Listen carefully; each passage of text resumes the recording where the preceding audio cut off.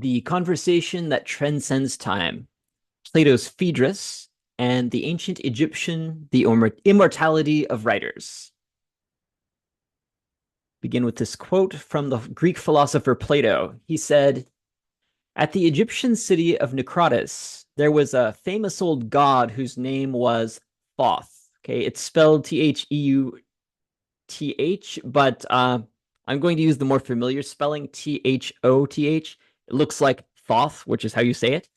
Thoth was the Egyptian god of writing and magic, and he had the head of an ibis, which is a kind of bird that lives in the marshlands of Africa. So you can see the bird's head. That's Thoth. Okay, so let me start over. At the Egyptian city of Naucratis, there was a famous old god whose name was Thoth. The bird, which is called the ibis, was sacred to him, and he was the inventor of many arts, such as arithmetic and calculation and geometry and astronomy and draughts. Draughts is checkers, like the game checkers. So he invented arithmetic, calculation, geometry, astronomy, checkers, and dice. But his greatest discovery was the use of letters. Before we get to Thoth, and I promise he will feature very prominently in today's class, let me start with a little recap. So remember not too long ago when we talked about the three sisters, mythology, religion, and philosophy. We talked about how each of them tried and continues to try to answer the big questions that science cannot seem to answer. Questions like the ones observation, past experience, and reason cannot seem to address. Does the universe have a beginning? What existed before the universe? Is there life after death? Is there a God? What is the best way to live? Is there a way to truly judge right and wrong? And we have the three sisters who seek to answer these questions in different ways. Again, the three sisters are mythology, religion, and philosophy. So each of the three sisters considers these unanswerable questions differently. Mythology through timeless stories that offer imaginary but inspiring examples and sometimes reveal truths about ourselves that are universal, like that story of Gilgamesh we discussed before. The story may not be literally true, but the meaning can give us wisdom about what really matters in life. Religion seeks to answer these questions by looking to the lives and teachings of historical figures or inspiring events from their lives. For example, the book of Exodus in the Old Testament describes how Moses is faithful to God, and so God, faithful to Moses and his people, leads the Israelites out of slavery in the land of Egypt. And here's the dramatic parting of the Red Sea. You can see the Egyptian army being swallowed up by the water. This scene from the book of Exodus. Philosophy, finally, seeks proof along with its answers and never gives up hope of finding them. But in the meantime, philosophy is more incredulous with regard to what she is told, seeking to test what answers she is given by asking questions. The philosopher is not satisfied with simple answers. The philosopher always wants to know more and wants to be sure. How do I know you're telling me the truth? The idea here is that the truth is the truth, right? The truth is the truth. If something is true, then no question I can ask can ever hurt or change it, right? 2 plus 2 is 4. I can question that as much as I like, and the answer will always be 4. If some particular religious story is true, for example, I can question it as much as I like. My questions will never make it less true, right? So if the story is true, it doesn't matter how many questions I ask because I can't change what's true. Similarly, I can question the value of a myth for the same reason. If a myth really teaches wisdom, then I will eventually come to recognize it by asking questions. So how do I know the story of Gilgamesh is worthwhile? Well, I can think about what the story's trying to say, and I can decide whether or not I agree with it. And so we see a progression of different kinds of responses to these difficult to answer questions. One kind that sees wisdom and knowledge first rooted in story and imagination, then history and memory, and the pages of holy books, and finally, logic and reason, right? So we start with stories, and then we move on to provable statements, things I can prove.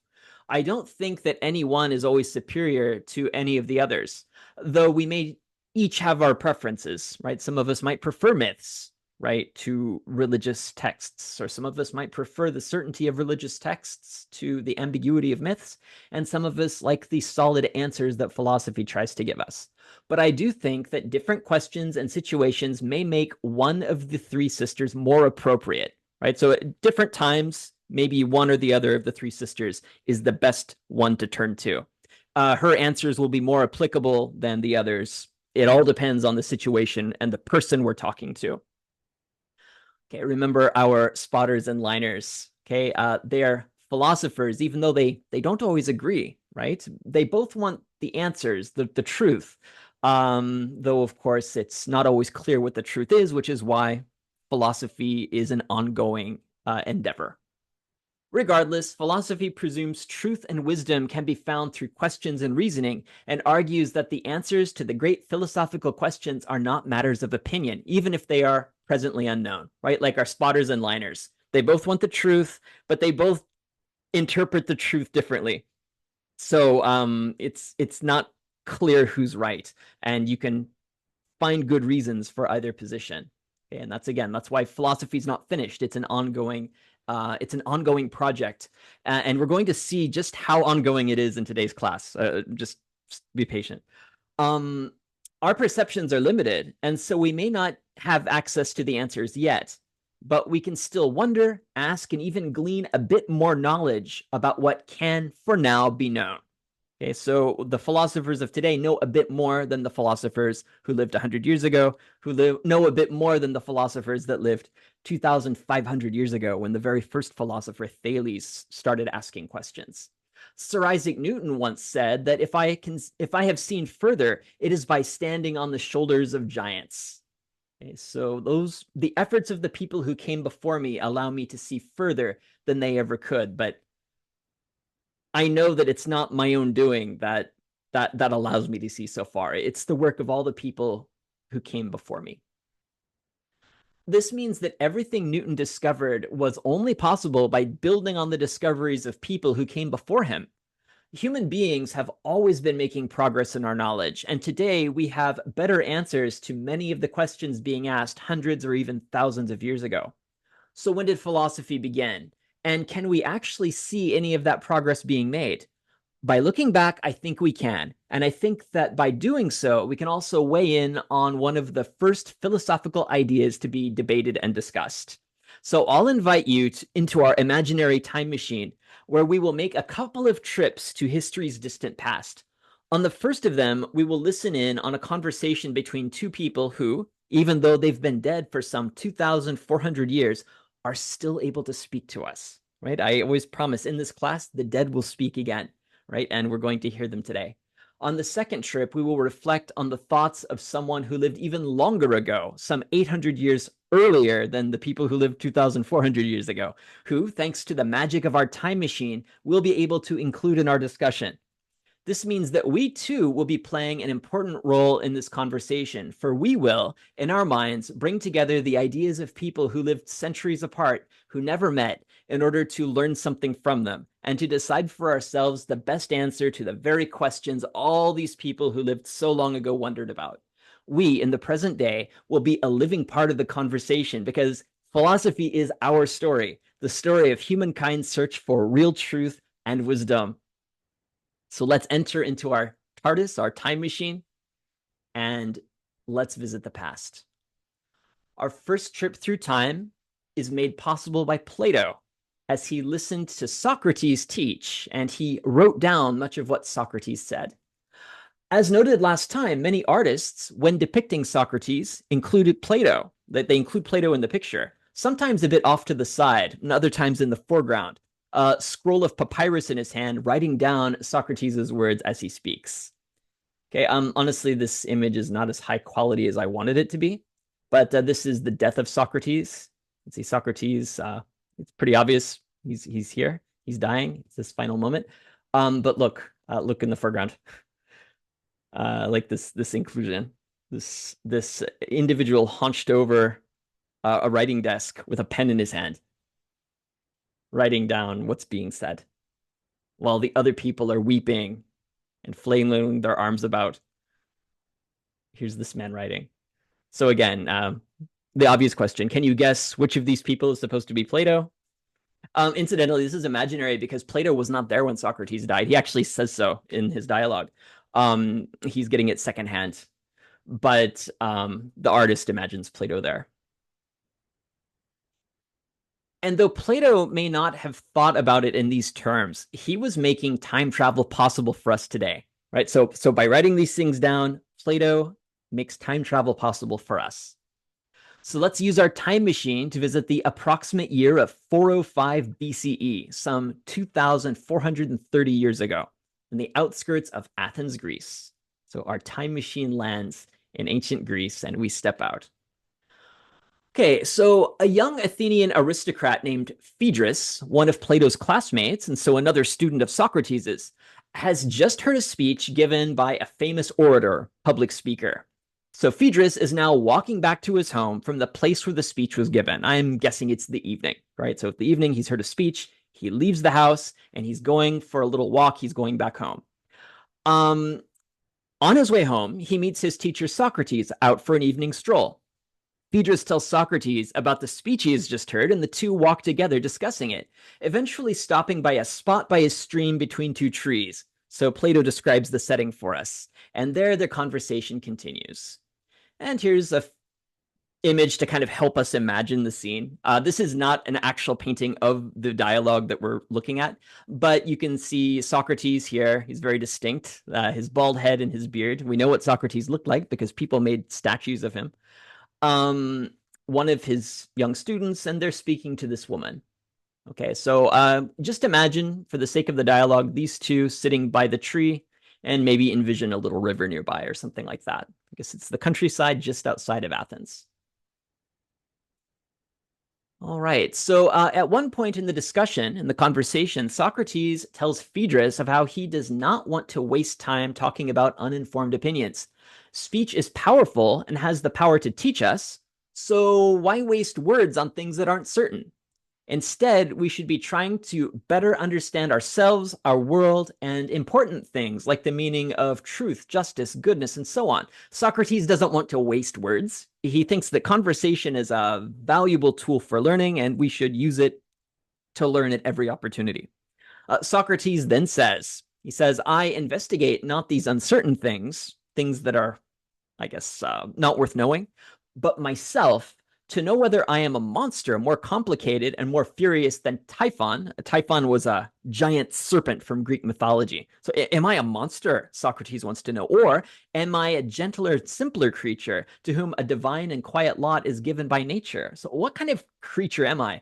And human beings are quite complicated, right? We have our moods, our feelings, our responses to different situations, and sometimes we act like monsters, and sometimes we act like angels, right? Human beings are complicated things, and what we are is kind of a mystery even to ourselves.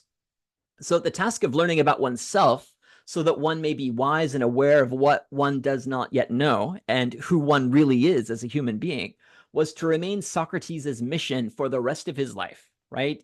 Know yourself. This was the command that Socrates received from an oracle, like a seeress, a woman who received messages from the gods. She told him to know himself. And so he spent the rest of his life trying to understand who he was and what he really knew. And an important part of Socrates' mission is the way in which he carried out his search for knowledge through conversation. So Socrates is having a conversation with his students in this painting, in the dialogue Phaedrus, which we're looking at right now. So let's go back to what Socrates is saying to Phaedrus as they continue to discuss the power of words. Okay, so I'm giving you a little summary / context. We're not reading the whole dialogue together. After talking about speeches and how effective public speakers can be, the conversation turns to writing. Like all good conversations then, Socrates and Phaedrus' words have carried them, that's a typo, they have carried them onto another related subject. Just as there are good speeches and bad speeches, spoken words that inform, move, or inspire, so too are there written words that do the same. right? So I can listen to an inspiring speech or I can read an inspiring book. Socrates and Phaedrus discuss the difference between good writing and bad writing, and whether or not writing as a human invention is even a good thing at all. And this question will be the focus of the rest of our discussion. Right? Writing bad? How can that be? Well, let's find out. Keep in mind that at this point, writing was a relatively new thing. In the days before writing/books were common, memorizing texts was very common, right? So there were no books because only very wealthy people could afford them, right? And books had to be handwritten, right? There were no printers or typewriters or anything like that. So books had to be copied by hand, and so they were very rare, and so most people simply couldn't read. It was just sort of a fact. Memorizing texts was common instead. The poet Homer's Iliad and Odyssey were memorized by later poets long before they were written down. For a long time, human memory was the best way of transmitting information down through the ages. It's also worth noting that Socrates never, ever wrote anything down. Everything we know that he said is thanks to his two students, Plato and Xenophon, who wrote down what he said for us to read. So it's only thanks to Plato and his classmate Xenophon, whom we're not really talking about in this class, though he's definitely worth checking out too. Is that just a fun aside? I often think of these when I'm doing these recordings. Plato and Xenophon actually have written separate accounts of some of the same conversations. So it's kind of fun to get them side by side and look at Plato's version and look at Xenophon's version. And you can learn quite a bit. I think that written memories of conversations aren't meant to be, like video recordings. They're influenced by the mind of the person recording them. So we can learn a lot about Plato and Xenophon by looking at how they remember Socrates' conversations. You can do the same thing with the four Gospels, right? It's Matthew, Mark, Luke, and John. You can look at how each of them describes the life of Jesus. Another great teacher who didn't write anything down, right? It's only his followers who wrote down what he said. Anyway, I do get off topic, don't I? So let's get back to this. To support his view, let me just see. Did I actually spill the beans on what his view is? I know his view already, but did I mention it? Okay, no, I just mentioned that most people couldn't read. So writing was a relatively new thing. And Phaedrus and Socrates are talking about whether or not writing is actually a good thing or not. Is this new writing thing everyone's doing, is this a good thing? Socrates didn't write anything down, so that might be telling. Anyway, let's get back to it. To support his view, Socrates relates to Phaedrus the following legend. I heard then that at Naucratis in Egypt, and by the way, this is our quote right from the very beginning. I'm repeating it again. So let's go back and I'll just read the quote one more time. I heard then that at Naucratis in Egypt was one of the ancient gods of that country, the one whose sacred bird is called the ibis. And the name of the god himself was Thoth. And again, remember, he's the ibis-headed god of knowledge. Thoth it was who invented numbers and arithmetic and geometry and astronomy. Also checkers, draughts is checkers. In the UK, they call checkers draughts, and dice. And most important of all, letters. Incidentally, here's Thoth. He's the ibis-headed god who's writing something down, and you can see he's right-handed. I like that. I mean, obviously, most people have been right-handed throughout all of history, but just the fact that they include that little detail. This is a funeral text. This is an illustration from a funeral text from the 14th century BCE, so it's very, very old. Incidentally, and this is off topic, but it's so interesting, I have to talk about it. This man in white is the dead person, okay? So he's died, okay? He is just been judged, okay? So when you die, you are judged, the ancient Egyptians believed, and you are judged by having your heart like placed in a little jar and then weighed against a feather, okay? So if your heart is heavy, then you fail the test. If your heart is lighter than the feather, then you pass the test and you are led on to the next stage, to whatever awaits us. And as you can see, the man has passed the test because he's being led past the scales, away from where the place of judgment is. And you can see that Thoth has just recorded he passed the test. That's what he's writing on this little piece of paper, or this little piece of papyrus. Okay, anyway, let's move on. Yeah, I have to apologize. It'll happen a lot when I make these recordings to help, and I don't know how helpful they are because I'm always thinking of other things as I'm reading. But anyway, thank you for being patient with me and for sticking around. I do hope it's informative. So Socrates has been talking about how Thoth invented writing, the greatest invention of them all. Socrates continues to speak. Now, the king of all Egypt at that time was Thamus, who lived, and by the way, this is wrong. It was not all Egypt, because Egypt was two kingdoms at this point. This is before the unification of Egypt. So when he says the king of all Egypt, I don't think that's right. So I think Plato might have gotten that little detail wrong. Anyway, sorry. Now, the king of all Egypt, the king of Egypt at that time was Thamus, who lived in the great city of the upper region. Upper Egypt is southern Egypt because the Nile flows south to north. So upriver is south. Sorry, I know, I'm getting off track.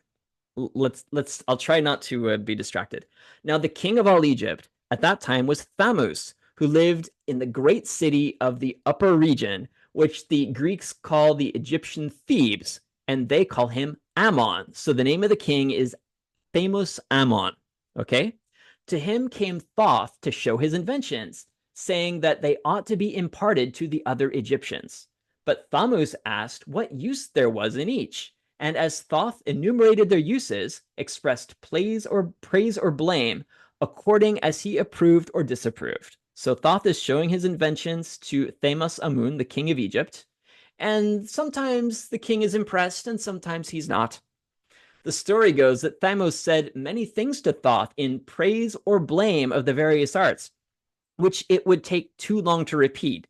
But when they came to the letters, when they came to the written word which Thoth invented, all right, this invention, O king, said Thoth, will make the Egyptians wiser and will improve their memories. Writing, right? Writing will make the people wiser and it will improve their memories, for it is an elixir of memory and wisdom that I have discovered.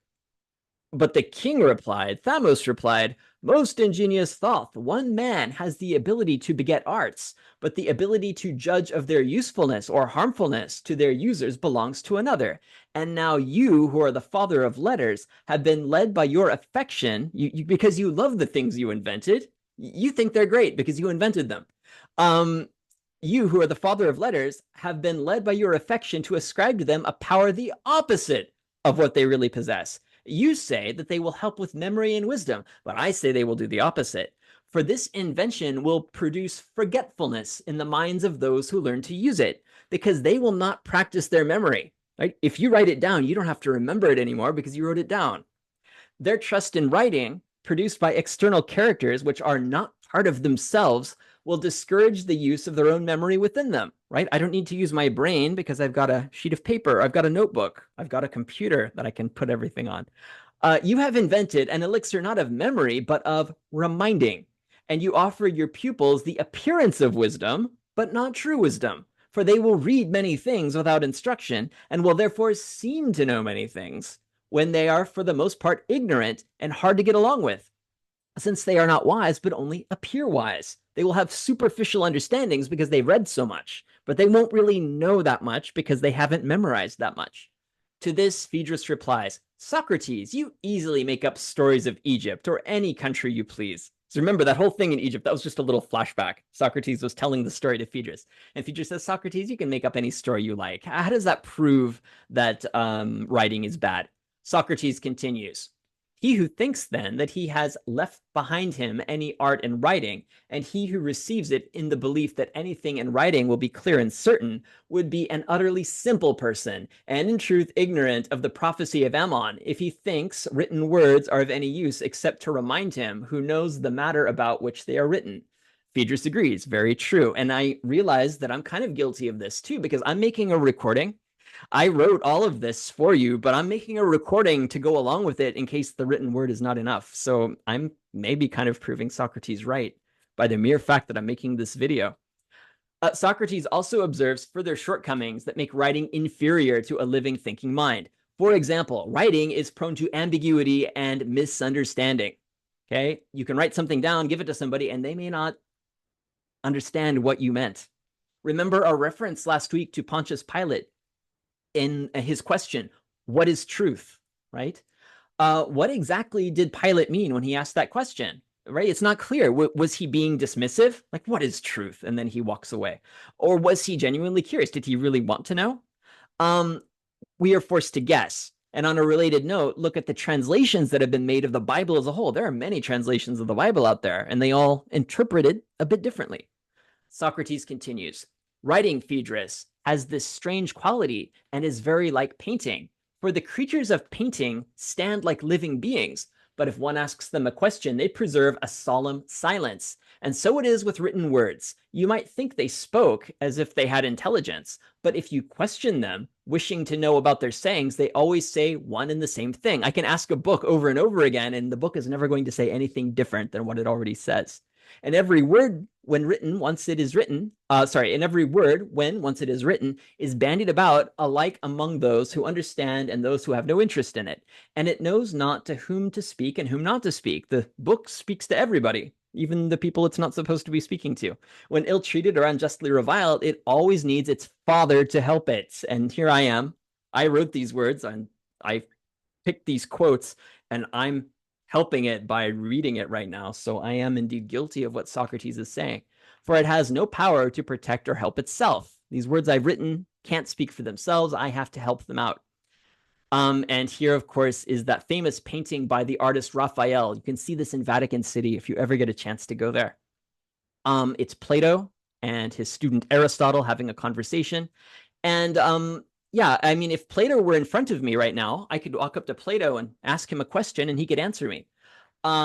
Unfortunately, Plato died a very long time ago, and all that's left of him are, of course, the books he wrote, and he's carrying one of them. He's carrying the Timaeus, one of his books, in his hand right here. And like earlier, we looked at Plato, or possibly someone meant to be Plato writing, and now he's carrying a book in his hand in Raphael's picture. Anyway, what was I saying? Yeah, I could go up to Plato, I can ask him a question, he could answer me. But of course I can't because Plato's not alive anymore. I can go up to this painting of Plato and ask it a question, but it's a painting. It's not going to respond to me. It's not alive. It can't react to me. Similarly, I can pick up one of the books Plato wrote and I can ask the book a question, but the book will not answer me because it's a book. It's not alive the way Plato was. So that's why it's always better to have a person, Socrates says, a living person, a living mind. Okay. Again, if we were to ask Plato and Aristotle in this picture a question, they would indeed preserve a solemn silence because they're just paintings. They're just pigment on a wall. Phaedrus agrees with Socrates. Socrates goes on to argue that writing is, in a sense, dead. It cannot speak or answer questions or explain itself. Even for me, writing is often not enough. I've tried to make a recording, like I'm doing now, to accompany the lectures that I write, because I often, with my living mind, think of things, typo, while I am reading the lesson to you. I make typos too, and often go off script as a result. And interestingly, and speaking of paintings, without someone knowledgeable of a painting, its subject or the artist who made it, art too can be difficult to interpret, for it cannot always speak for itself, though the artist may intend the viewer's initial reaction to be the point. All right, but it helps knowing a thing or two about a painting in order to really appreciate it. If you didn't know who these people were, it might be a nice scenic countryside scene of some people talking, but you don't know more than that. And even me, there are things about this painting I don't know. Like, who are these people? I have no idea. I genuinely don't know who they are. What book does Socrates have? What scroll does Socrates have on his lap? I have no idea. Who is she? I don't know. I have no idea who she is. So you see, the painting, it doesn't speak for itself. I need someone to kind of help me understand it. Okay. Let's resume the conversation now with Socrates continuing. The word which is written with intelligence in the mind of the learner, which is able to defend itself and know to whom it should speak and before whom to be silent, right? So a living mind has the words. A living mind can say what needs to be said. A living mind can clarify what it's said, and a living mind knows whom not to talk to. Maybe there's some knowledge that someone should not know. Right? Well, I know whom not to talk to in that case. Though I don't really believe in that. I think knowledge should be for everyone, but this is what Socrates said. Phaedrus says, "You mean the living and the breathing word of him who knows of the written word may justly be called the image." Socrates ends the discussion by observing that words written with a pen cannot defend themselves by argument and cannot teach the truth effectively, to which Phaedrus agrees. No, probably not.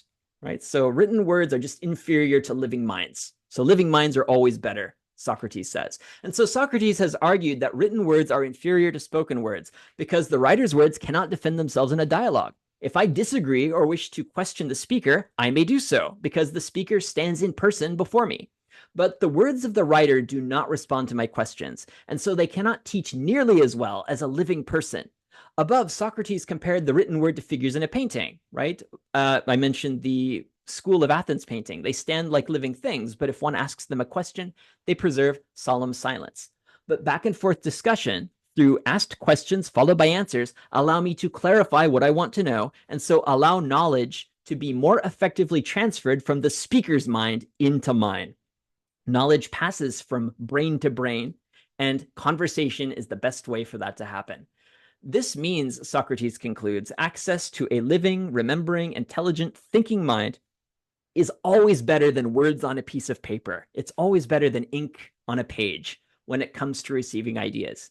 Even better, two minds which can together share ideas and teach and inspire one another is the very best thing of all. And this little observation reminded me of this painting I quite like. It's called The Art of Conversation by Rene Magritte, and I really like it. Unfortunately, the picture's too big to fit on the screen, but maybe Google the picture and look for it. I'm not gonna say anything more about it. It's just it's a fantastic picture. I really like it a lot. Okay. Anyway, moving on.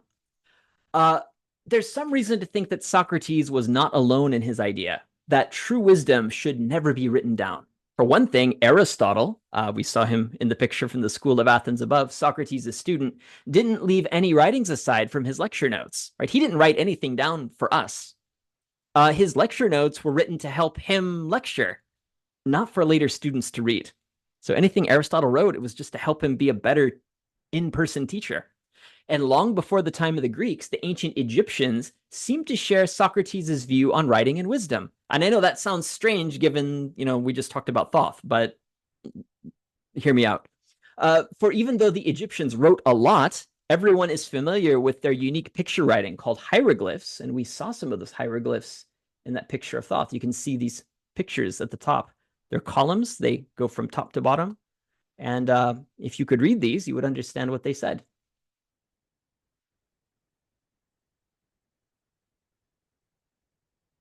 Okay, so where was I? Long before the time of the Greeks, the ancient Egyptians seemed to share Socrates' view on writing and wisdom.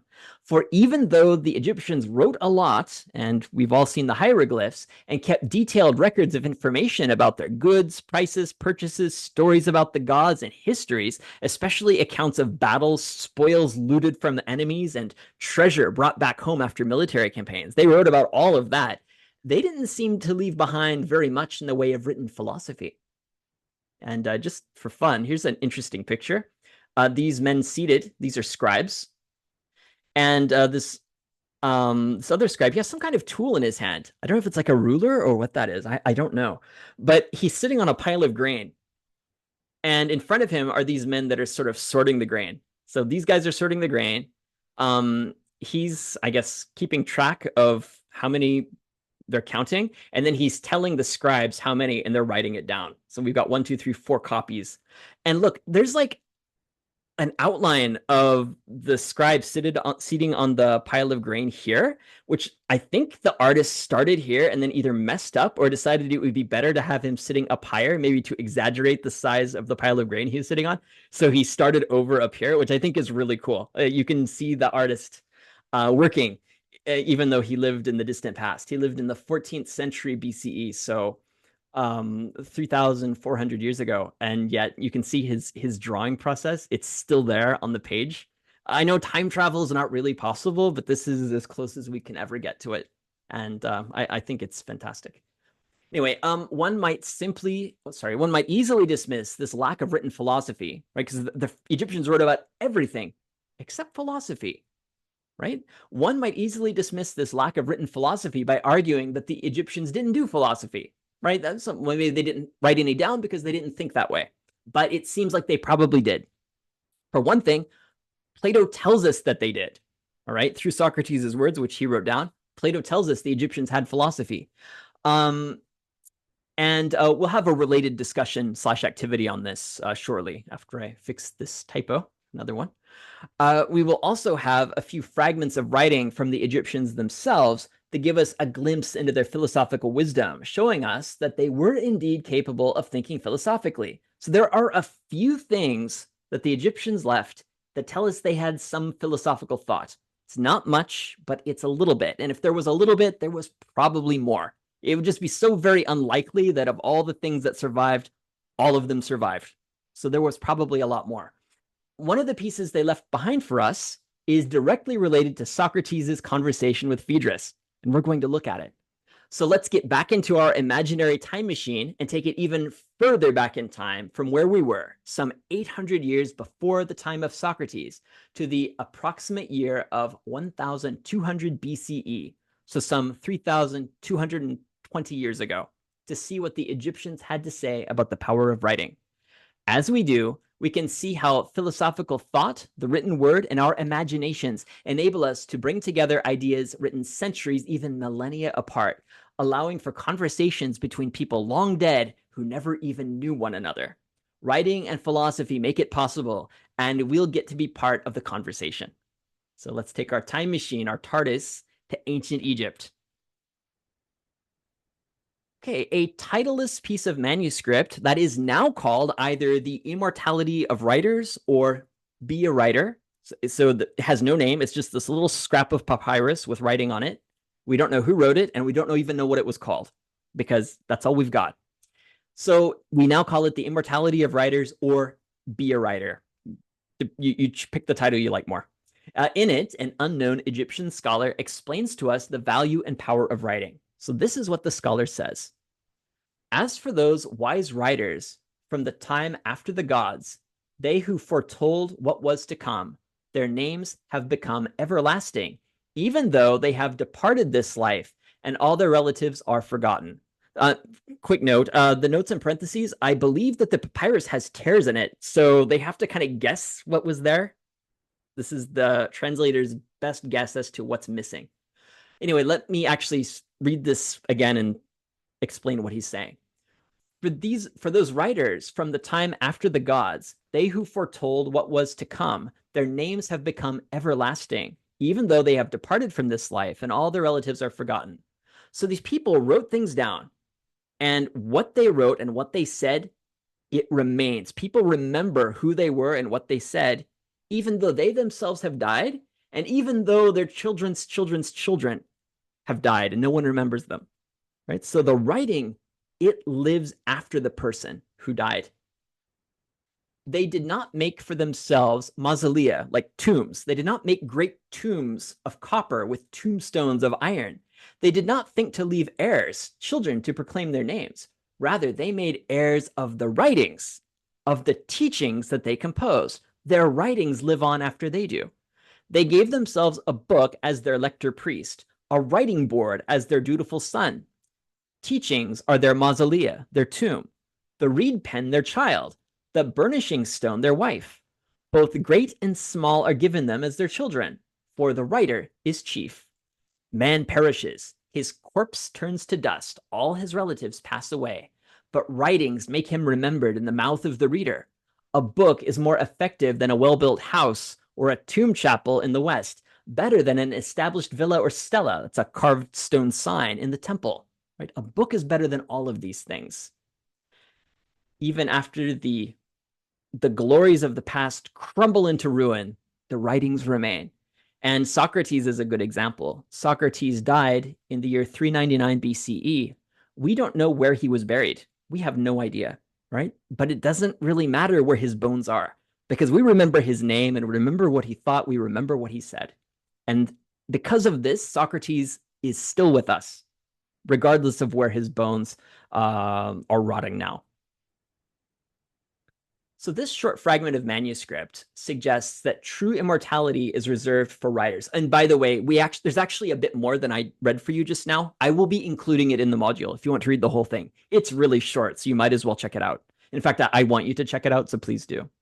Anyway, this short fragment, Be a Writer, or The Immortality of Writers, suggests that true immortality is reserved for writers in a way that even the most rationalist skeptic would accept. For even if someone with no belief in the gods or the afterlife would have to admit that the words of a writer live on after she or he has passed away, long after the body and the grave are lost or forgotten. And indeed, even though we no longer know who wrote these words, we can read them, understand them, and discuss them some 3,220 years after they were first written down. So the person who wrote these words, they're still with us right now because we're talking about them. We're talking about what they thought. We're talking about what they said, right? We're able to kind of imagine a conversation with them by thinking about what they said. So I would now invite you to join the discussion, one that began in the year 1200 BCE, when the writer of Be a Writer first put his pen to papyrus. The discussion continued with Socrates in his conversation with Phaedrus some 800 years later. Then with Plato, who, remembering that conversation, wrote it down some 35 years later. The dialogue itself was composed around the year 370 BCE, so about 30 years after Socrates died. And now we, going on 2,400 years after Plato's death, get to add our own perspectives to the debate. And I note that even though Socrates never wrote a word for us, Plato did. And so I wonder which side of the debate Plato was on. Here are a few more writers. It's from the same papyrus as the above picture. Or it's not a papyrus, sorry, that's a tomb wall. It's not a papyrus, it's on a stone wall. So more scribes from there. And let's wrap it up. So we started with a review of the three sisters: mythology, religion, and philosophy. After reiterating the value of philosophy, we took 2 trips back in time to look first at an idea that some of the very first philosophers debated, and second, to read some of the earliest philosophy ever written, for the writings of the Egyptians predate the dialogues of Plato by about 800 years. We considered 2 perspectives, both sides of an argument that unfolded across the centuries, and now get to find our marks, take our places, and add our own thoughts to the discussion. Because philosophy, its questions, and the debate begun in 1200 BCE includes us too. We get to be a part of the conversation. Interestingly, when doing philosophy and reading Plato, we also got to read a myth, right? So remember, we had the 3 sisters? Well, Socrates told a myth. He told a story in order to make a point to Phaedrus, right? So remember, I told you there's overlap, and sometimes it's okay to go to one sister or the other sister. It's okay to do that. They're sisters, right? They're one family. So yeah, we got to read a myth, the story of the god Thoth and how he invented writing, meaning that even a philosopher like Plato was willing to invite the other sisters to join the discussion, as later philosophers like St. Augustine of Africa in the 4th century CE would do the same thing with religion. This shows that Socrates made use of myths when trying to teach his lessons, for he agreed with the pharaoh, Thamasamun, that writing is problematic for people seeking wisdom. The question now is whether or not you agree. All right, so thank you so much for listening to all of this. I hope you found it interesting. We'll talk on the discussion board.